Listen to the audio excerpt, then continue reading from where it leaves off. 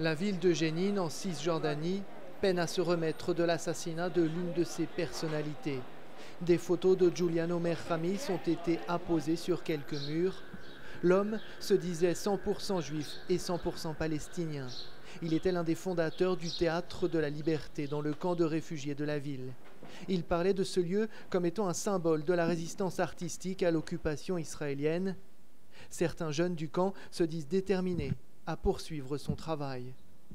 كانت وصيته إن نضلنا مكملين لأنه مرة طلع عنا بيان وحكوا عنا بالجامعة كثير فأنا بدي أكمل يعني إنه كنا مت من أول رصاصة ونقول حكى لنا كثير يعني عن هذا.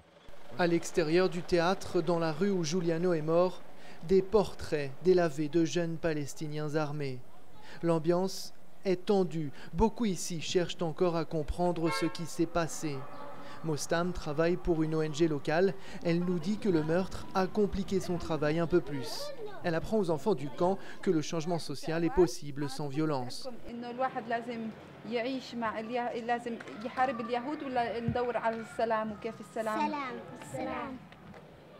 C'est en haut d'une colline qui surplombe le camp de réfugiés que vit désormais Zakaria Zubaidi. Il incarne à la fois la résistance armée et artistique. Avant de déposer les armes, il a été le chef des brigades d'Al-Aqsa de Jénine et l'un des hommes les plus recherchés par Israël. Il nous dit que Giuliano, avec qui il a fondé le Théâtre de la Liberté, était l'un des rares à comprendre son combat et la différence qu'il voit entre paix et liberté. كان حسب ما كانش حدا معني امريكا واوروبا واسرائيل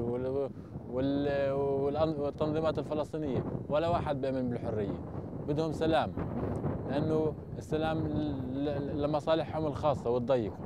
C'est parce que les armes ne sont jamais très loin dans cette région, nous explique le docteur Abou Srour, qu'il a inventé la belle résistance.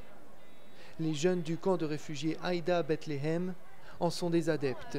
Ils jouent une pièce qui raconte un bout de leur vie devant le mur de séparation. Belle résistance contre la leader de l'occupation et sa violence.